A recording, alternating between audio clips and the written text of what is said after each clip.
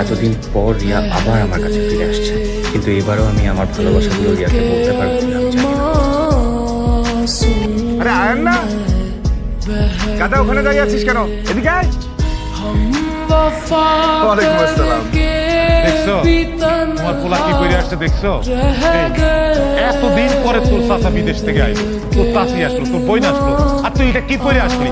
না, তুই আমার মানিজ্য কিছু রাখলি না। আরে তুমি এরকম করছিস কেন? চাচার কথা শুনলে এক্সাইটেড হয়ে দৌড়া চলে আসে।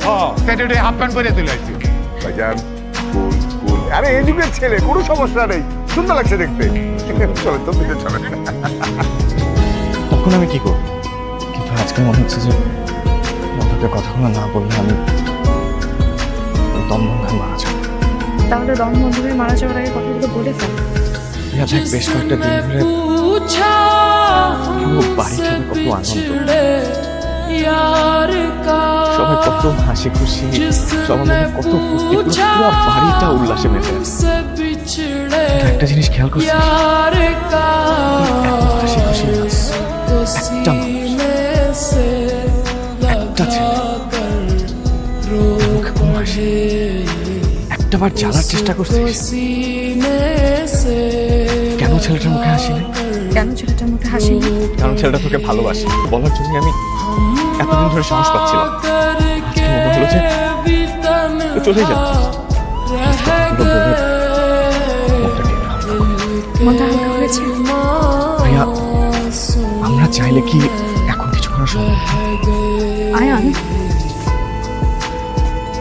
এই সাহসটাই না তোর কয়টা দিন আগে করা উচিত ছিল। তখন হয়তো ভাবলেও ভেবে দেখতে পারতাম যে কিছু করা যায় কি যায়। এখন যে পরিস্থিতিতে তুই আমাকে কথাগুলো বলছিস, আমার না এগুলো নিয়ে ভাবার কোনো মাইন্ডসেটই নাই। কেন মাইন্ডসেট থাকবে না? দেখ, এখন কিন্তু আমাদের অনেক সময় আছে, 24 ঘন্টা সময় আছে আমাদের হাতে। আমরা চাইলে কিন্তু কিছু না করতে পারি। পারবে। নিচে তাকিয়ে দেখ, সবাই কত হাসি খুশি।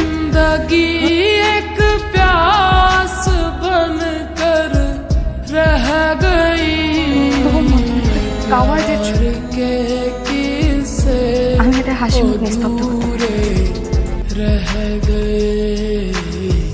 प्यार के किस्से